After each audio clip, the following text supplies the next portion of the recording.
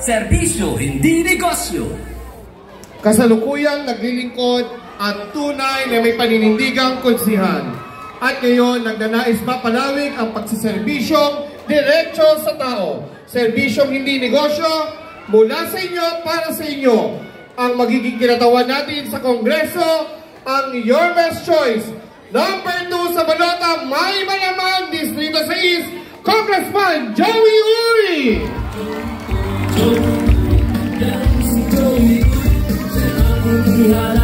Ihalan ng Congressman Joey Uy, Congressman sa halalan.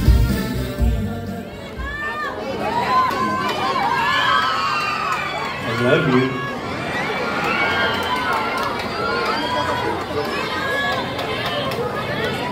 Isang magandang gabi po sa aking mga kapamilya dito po sa bayan ng Santa Mesa. Good evening!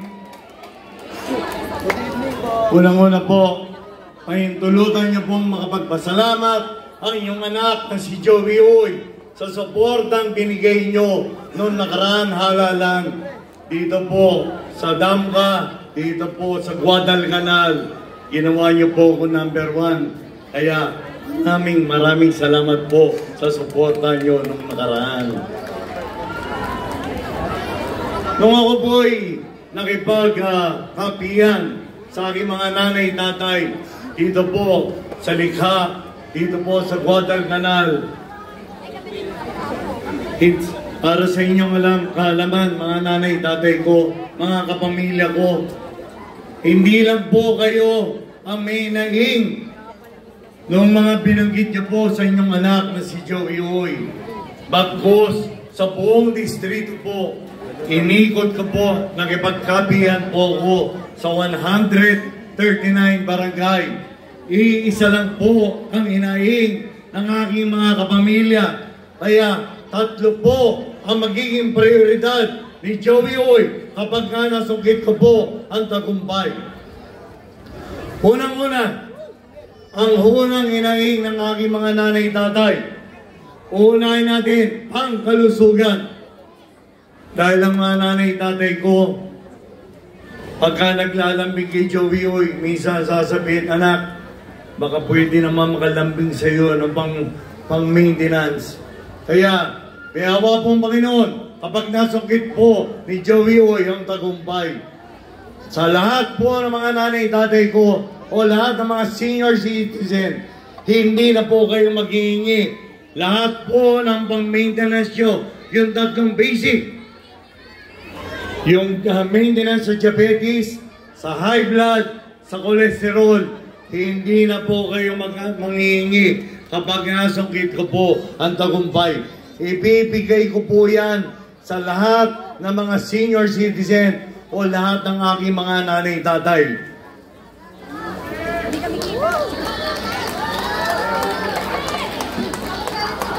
Unang-una po, tatanungin ko po kayo mga kapamilya ko, lalo-lalo na mga nanay-tatay ko.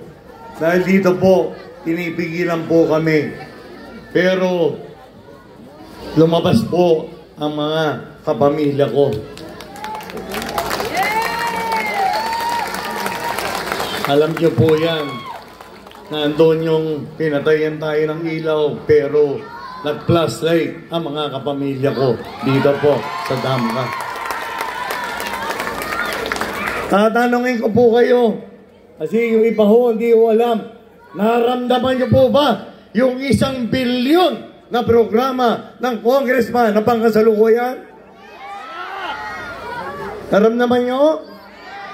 Tama po. Ang namin po noon, yung 1 bilyon, 1,000 milyon, napakarami po.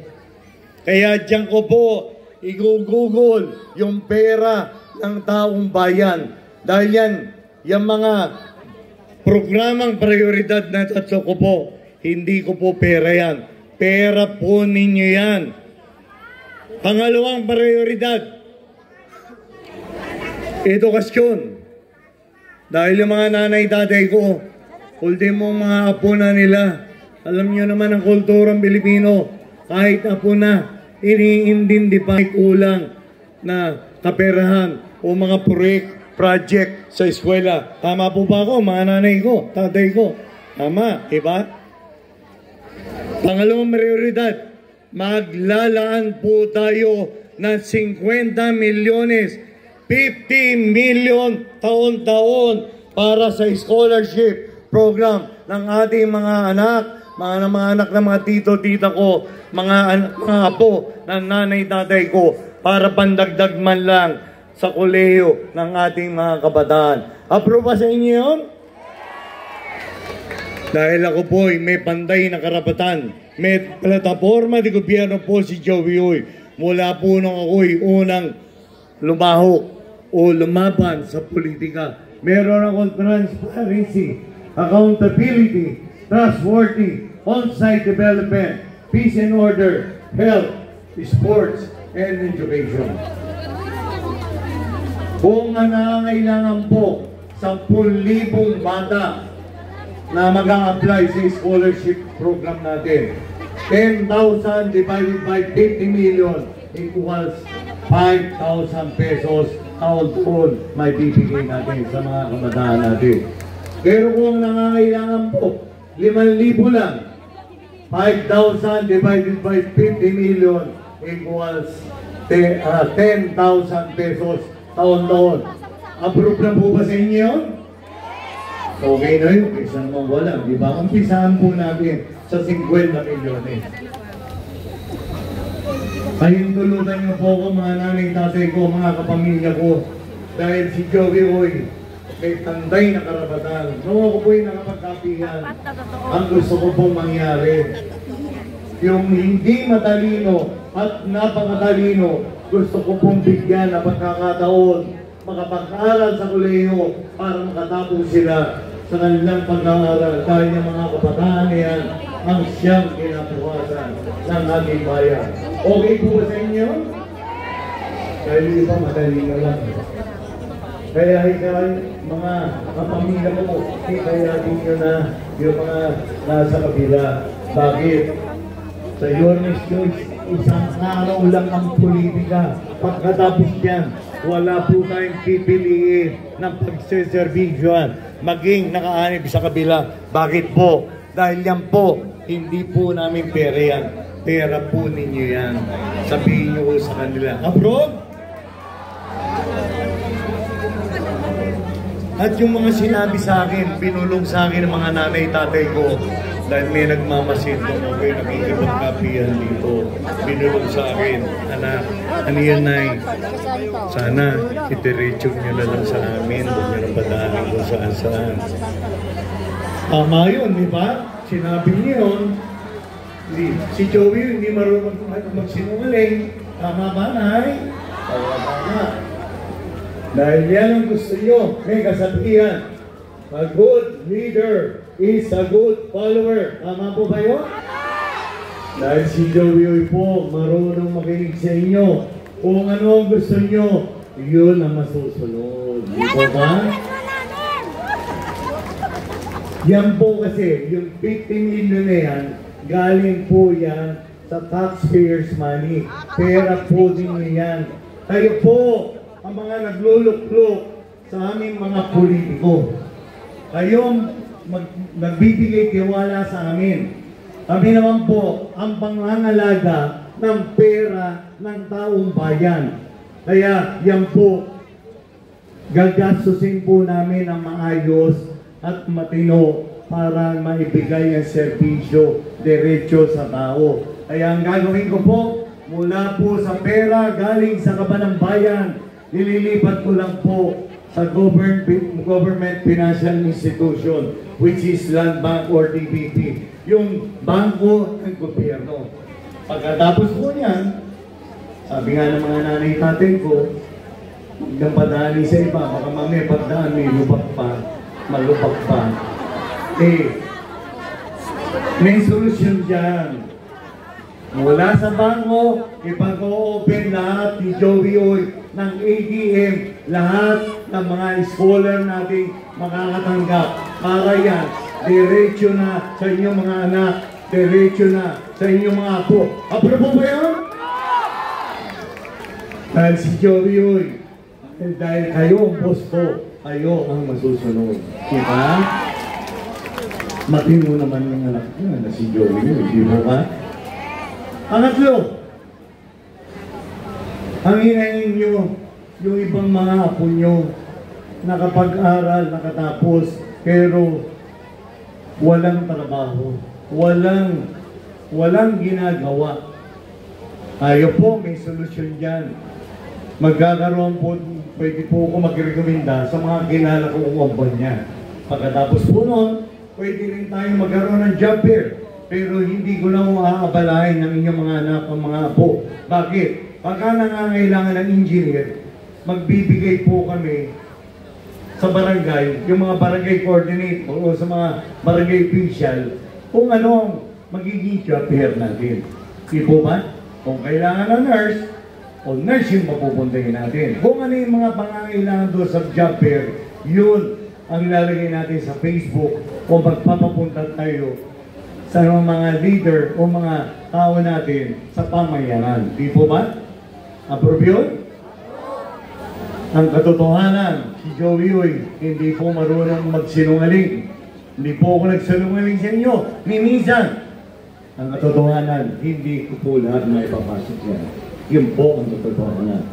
Pero may sagot si Joey Uy dyan.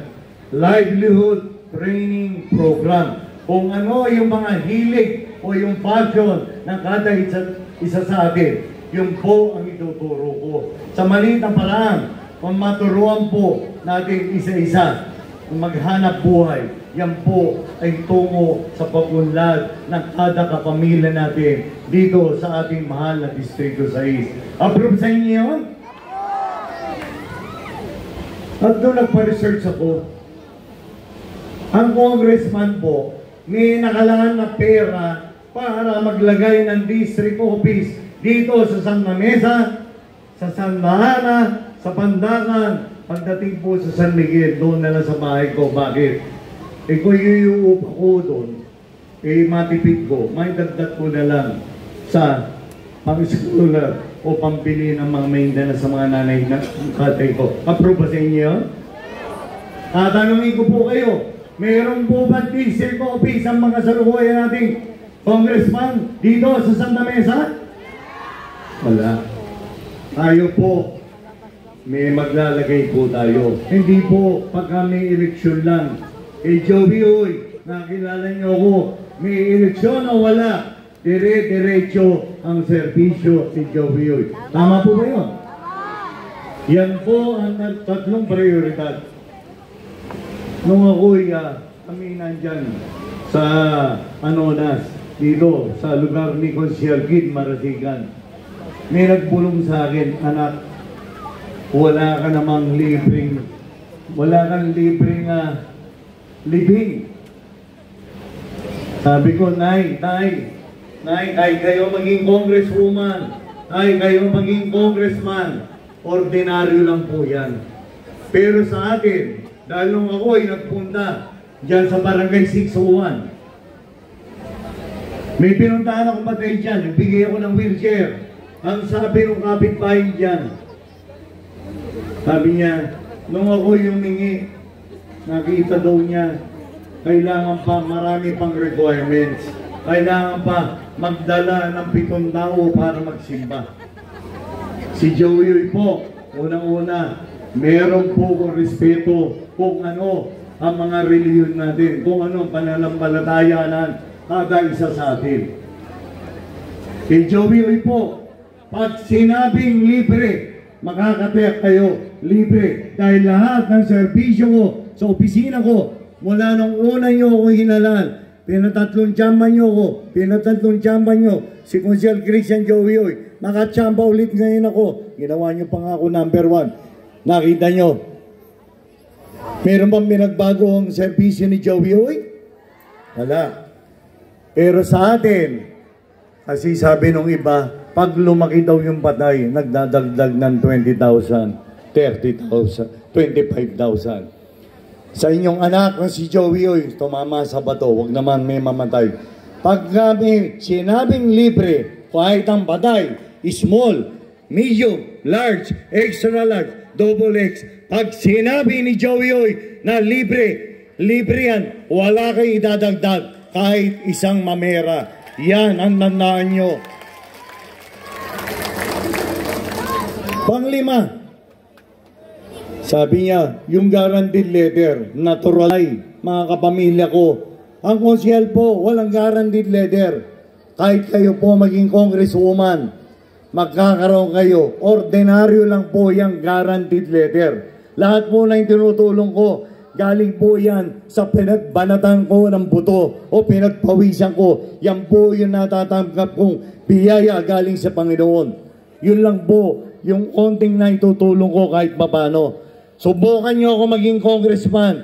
Yung guaranteed letter na yan, lahat po, pipilitin ko pong mapagbigyan lahat ng guaranteed letter, maging ang mga kakampi nila. Dahil si Joey Oy, wala po akong tinitignan sa tinititigan. Yan ang hinaing nyo sa akin. Dahil may palakasan. Tama po ba yun?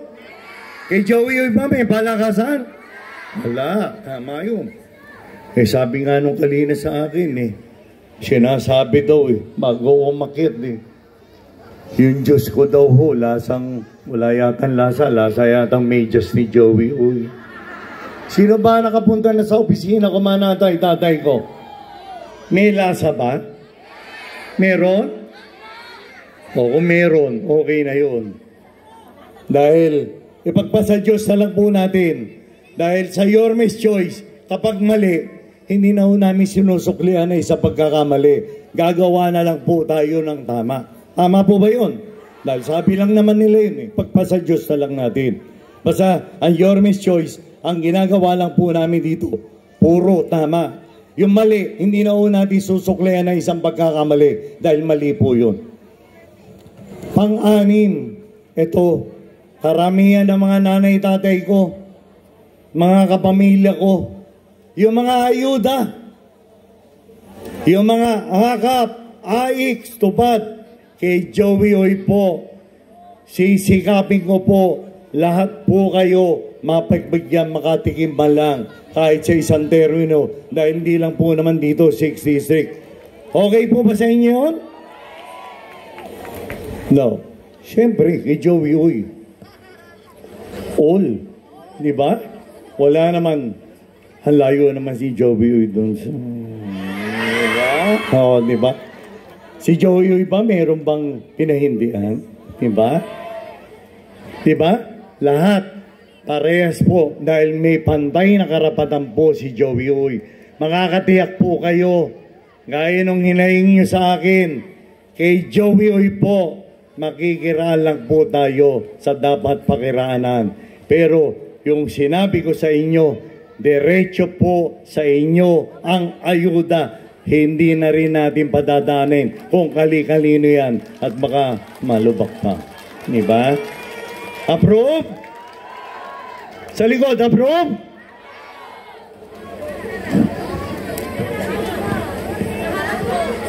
Approve?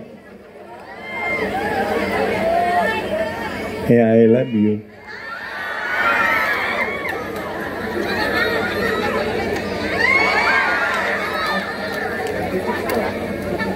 So ngayon po,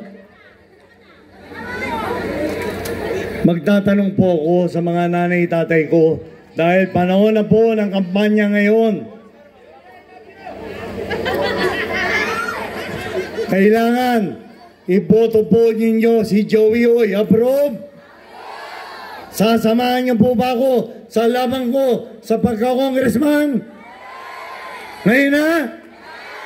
O sasamahan niyo po si Joey Oy. Samahan niyo po ang buong lineup ng Yorme's Choice. Approve? Tulungan po natin ang magbabalik na alkalde ng Luzon ng Maynila. Walang iba ang iniintay natin magbalik. Walang iba. Si Yorme Isko Moreno Dumagoso. At siyempre, hindi po kaya ni Yorme mag-isa yan. Kailangan po kakampi natin ang Vice Mayor. Bakit po?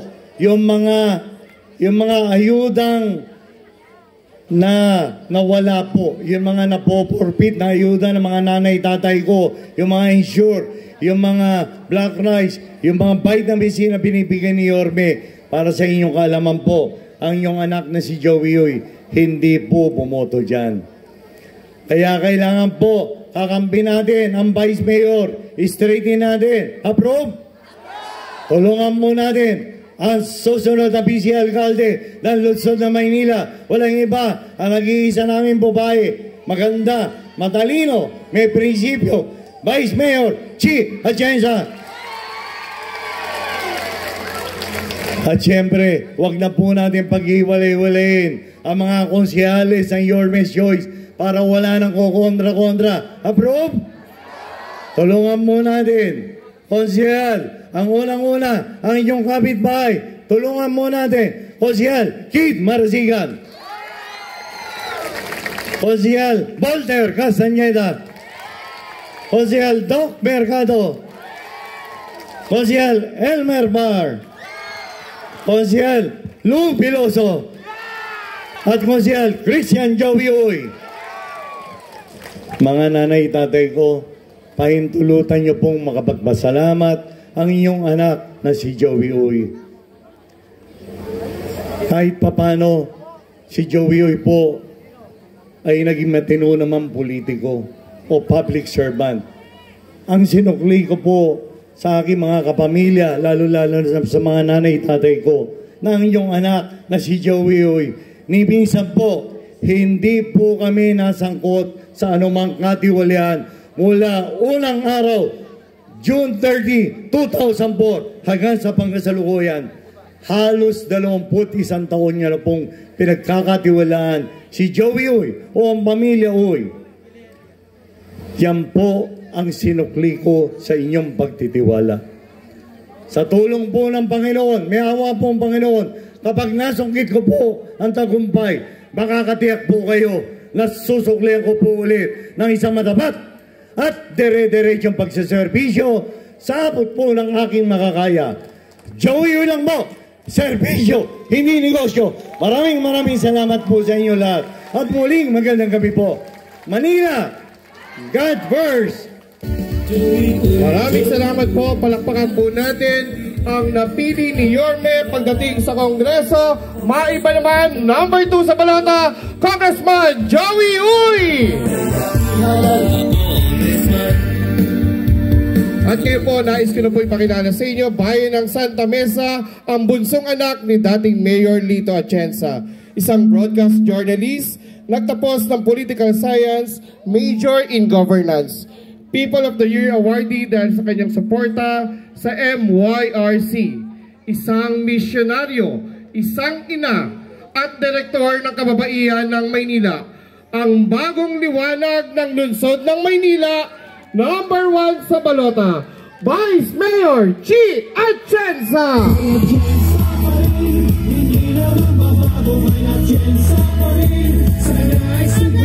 Magandang gabi, Damga!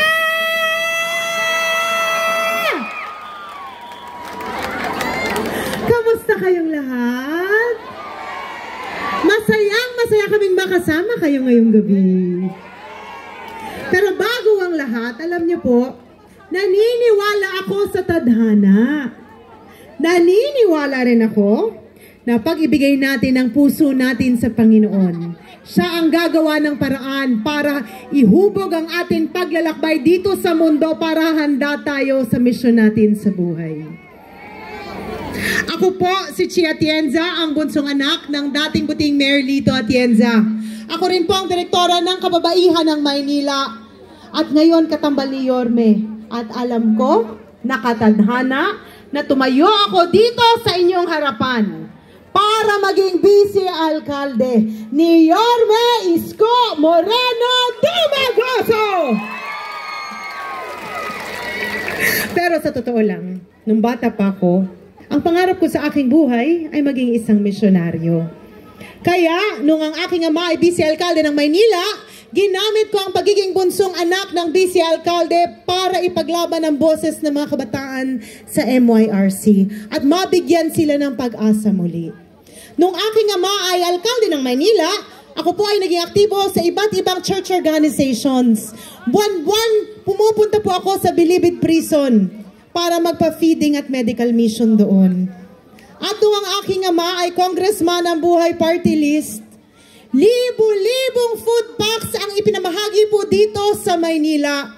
Ako po ang gumawa ng paraan para maging posible yun. Milyong-milyong halaga ng mga bitamina, milyong-milyong halaga ng maintenance, ipinamahagi po sa inyo. Ngunit kahit kailan, hindi ko po pinakita ang aking mukha.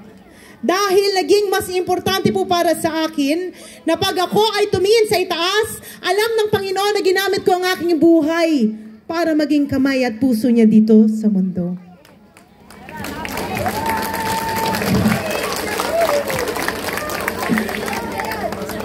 Huwag kayo mag-alala. Hindi na mababa ang aking luha. Pero nagbago po ang lahat nung ako po ay naging isang broadcast journalist kagaya ng kapatid na si Kuya Kim. Kilala niyo po yun? Tayo-tayo lang naman. Hindi ko kayo isusumbong. Sino ang mas pogi? Si Kuya Kim o si Ali? Parang wala akong narinig na nagsabing Kuya Kim. Pero tanggap niya na yun. Dahil sabi niya, nung nagsabog daw ng kagwapuhan, ibigay daw kay Ali.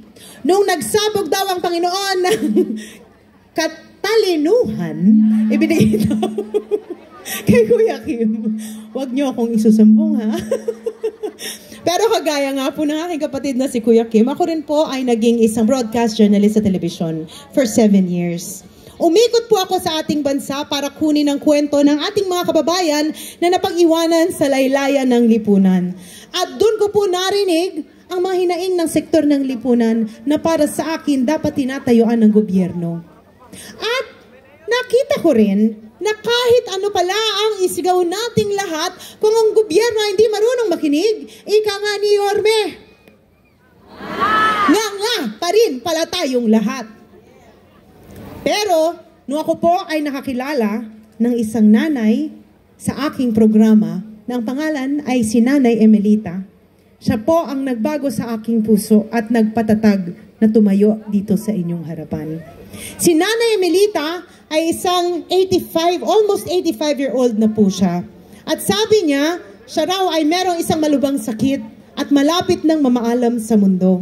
Siya ay nabuhay sa isang maliit na kariton na kung saan ang katabi niya gabi-gabi ay mga basura at daga. At sinabi niya sa akin na malapit na siyang mamaalam, ngunit parang tila isang daga lamang siyang dadaan dito sa mundo. At para sa akin, naniniwala ako na mahal tayo ng Panginoon. Ngunit kung ang gobyerno hindi gumagana, maraming Nanay Emelita ang dadaan dito sa ating lungsod. Kaya narito ako tumatayo para ipaglaban na dito sa Maynila, wala nang Nanay Emelita na dadaan. Dahil para sa akin, kung ang Esperanza Health Center gumagana at marami siksik-liglig ang gamot, vitamina, maintenance, at pag kayo'y nagpapatingin doon, walang nagsusungit sa inyo. Pero wag natin sisihin ang mga barangay health workers, ha? Dahil tumutulong lang sila sa atin. Pero dapat kasi sila ay sinusuportahan ng gobyerno. Kaya balang araw para sa amin ni Yorme, sisiguraduhin namin na pag kayo'y pumunta doon, siksik, liglig ang gamot, vitamina, maintenance, at pag pumunta kayo doon, nakangiti ang lahat ng mga tatanggap sa inyo at hahaba ang inyong mga buhay dahil talagang tutulong silang mapagaling kayo. Tumatayo rin ako para sa mga may kapansanan, lalo't lalo na sa mga senior citizens na may kapansanan, mga magulang na may anak na may kapansanan. Mahirap pong mabuhay ng may kapansanan. Kaya importante na dapat ang gobyerno na iintindihan ang iniinda nyo. Balang araw sa amin ni Yorme, makakasiguro kayo na magiging sensitibo ang gobyerno sa mga pangangailangan ninyo. Ako rin po ay tumatayo para sa mga magulang, lalo na sa mga solo parents. Mahirap maging solo parents. Pero ang pinakamahirap dyan, pag sa gabi, wala kang kayakap. Pero solve na kayo pag nakita nyo si Yorme, di po ba? Nabasa ko na mga utak nyo eh. Pero, taas ang kamay ng mga magulang po dito. Alam nyo, ang akala ng iba, bata pa ako. Ako po ay 43 years old na. May 3 na po akong anak na malalaki na at halos 20 taon na po akong may asawa. Kaya tay, hindi na po ako dalaga. Dalang-dala na po ako. Pero bilang isang magulang, naiintindihan ko ang dasal ng marami sa inyo sa gabi. Na habang pinapanood nyo ang inyong mga munting supling na natutulog ng mahimbing, nagdadasal ang inyong mga puso na sana merong isang gobyerno na kasama nyo sa pagpapalaki sa kanila. Huwag kayong mag-alala dahil balang araw sa amin ni Yorme, kasama nyo na ang gobyerno dito sa Maynila sa pagpapalaki sa inyong mga anak dahil lahat sila ay mahalaga po sa amin. Tumatayo rin ako para sa mga Muslim natin na mga kababayan, kung meron man dito. Dahil isa lang at simple lang ang kanilang hiling, na sila ay makapagsamba sa mga pampublikong lugar. Balang araw, may boses na rin po kayo dito sa gobyerno. Panghuli, ako rin po ay tumatayo para sa mga miyembro ng LGBTQ+ community, kung meron po man dito. Dahil alam ko, marami sa inyo, bata pa lang, marami na kayong inindang diskriminasyon. Huwag kayong lahat mag-alala. Dahil dito, sa Maynila, balang araw, pantay-pantay na oportunidad para sa lahat, kahit ano pa man ang kasarian ninyo. Dahil para sa amin, ang gusto namin, patas ang panlaban ng lahat. Alam nyo, nung kami po ay nag-motorcade ni Yorme dito, narinig namin ang sigaw ninyo. Ano nga po yun? Lakasan nyo nga! Pero sabi nila, meron na daw bagong sigaw. Alam niyo po ba kung ano yun? Babalik na siya! Pero alam nyo, naiintindihan ko kung bakit nyo sinisigaw at hinihingi na bumalik si Yorme. Dahil para sa aming mga lolo at lola, alam ko po, miss nyo na ang gatas na ensure. At alam ko rin, miss nyo na ang malalaking cake na kumakatok sa inyong mga pintuan tuwing karawan ninyo. Ngunit nalaman namin ang malaking cake na palitan daw ng cupcake. Tama po ba yun? Ngunit sabi nila ang cupcake na palitan rin daw ng biskotso. Dahil tumigas na daw ang cupcake. Ang sabi nila ngayon, pati ang biskotso, huwag kayong mag-alala dahil ilang tulog na lang at babalik na po ang lahat ng yan para sa inyo. At para naman sa lahat ng mga Manilenyo na narito ngayon, alam ko bakit ang sigaw nyo, bumalik na si Yorme. Dahil miss nyo na magkaroon ng isang gobyerno dito sa Maynila na alam nyo mabilis kumilos at alam nyo pakikinggan ang boses ninyo. Huwag kayong mag-alala dahil babalik na si Yorme Isko Moreno Tumagoso! Ngunit, kung maaari, sana isama nyo rin po si Chi Atienza. Ang trabaho po ng Vice Alcalde ay maging presiding officer, maging ina ng konseho, gumawa ng mga programa at polisiya na dapat angkop sa pangangailangan nyo. Kaya kung kayo ay pipili ng Vice Alcalde balang araw, kailangan pumili kayo ng isang tao na pakikinggan kayo at ipaglalaban ang boses ninyo. At kung meron man ako isang bagay na kaya kong ipagmalaki sa aking sarili, bata pa lang ako, ginamit ko ang pagiging bunsong anak ng Vice Alcalde, Alcalde at Congressman para tayuan ang boses ng mga Manilenyo. Nagdadasal na sila ay mapakinggan ng gobyerno.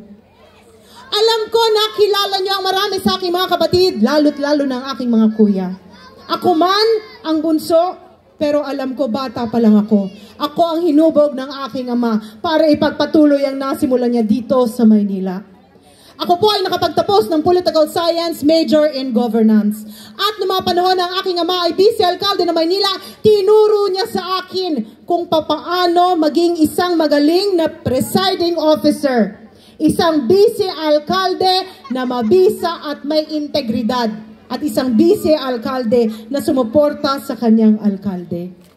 Kaya makakaasa po kayong lahat na balang araw, susuportahan ko rin po ng buong buo si Yorme Isko Moreno Dumagoso. Dahil naniniwala ako na ang suporta ko kay Yorme ay suporta ko sa bawat isang Manilenyo na nagdadasal na magkaroon ng isang mabisang gobyerno dito sa Maynila. Noong nag-usap po kami ni Yorme kung ano ang gusto niyang gawin dito sa Maynila, ang gusto niya ibalik ang mga minimum basic needs, ang mga social services na naramdaman nyo na gumagana nung siya ay alkalde ng Maynila. Ang mga pabahay na siyang tumutulong sa ating mga kababayan na walang bahay. Gusto niyo bang dumami pa yon? Ang mga paaralan na kung saan ang mga kabataan bago pumasok sa school, kailangan padalhan ng mga jacket ng mga magulang dahil sa sobrang lamig. Gusto niyo bang magkaroon pa ng ganun?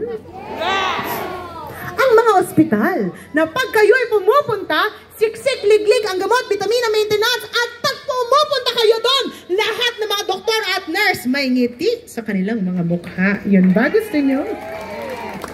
Lahat po yan susuportahan ko. Ngunit, ang aking ambag sa aming tambalan, bilang direktora ng kababaihan ng Maynila, for 40 years isinusulong namin ang livelihood training program para sa mga Manilenyo na gustong matutong tumayo sa kanilang mga paa, may posisyon man o wala. Dahil naniniwala po ako na sa paglilibot ko dito sa ating bansa, lalo at lalo na dito sa ating lungsod, pag maibsan ang problema sa kahirapan, maraming buhay ang magiging mas masaya at masagana. At yan po ang gusto namin gawin ni Yorme balang araw para po sa inyong lahat.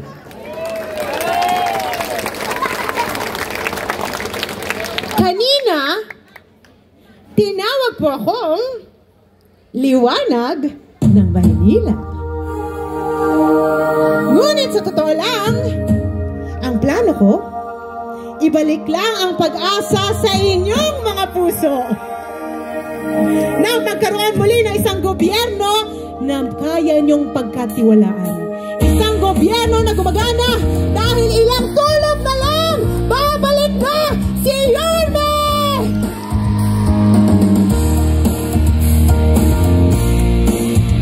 Kayo ang magpapaliwanag sa Maynila.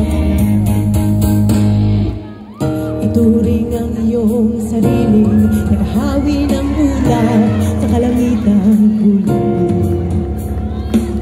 Tama ng yayanig sa bawat nilalang magigising ang lubang kulang sa loob. Kayo ang magsasabing kaya mo to, wala kang isang tanglaw sa gitna ng bagyo. Tulungan niyo ako! Ikaw mo sa hangin, tumitig at magsilbing. Ikaw ang harating mo, magiting ang bagong awitin. Kayo ang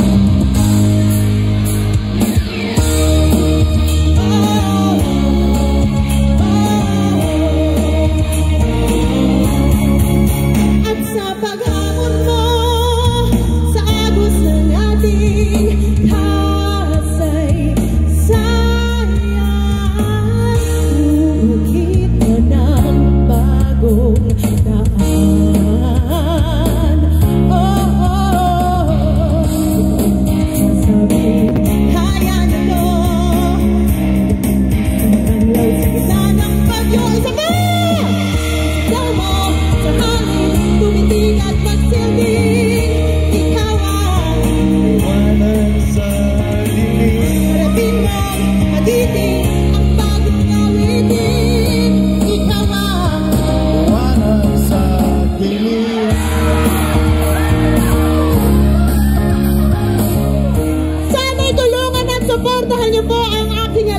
na si Yorme Isko Moreno Dumagoso. Ako po si Chia Atienza, ang kanyang vice-alkalde.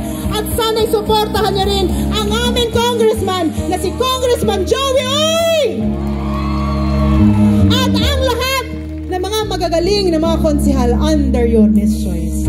Maraming salamat, Damka. Mahal na mahal ko po kayo. Manila! God first! Maraming salamat po. Palakpakan po natin ang bagong liwanag ng lungsod ng Maynila. Number 1 sa balota, Vice Mayor G. Atienza. Distrito 6.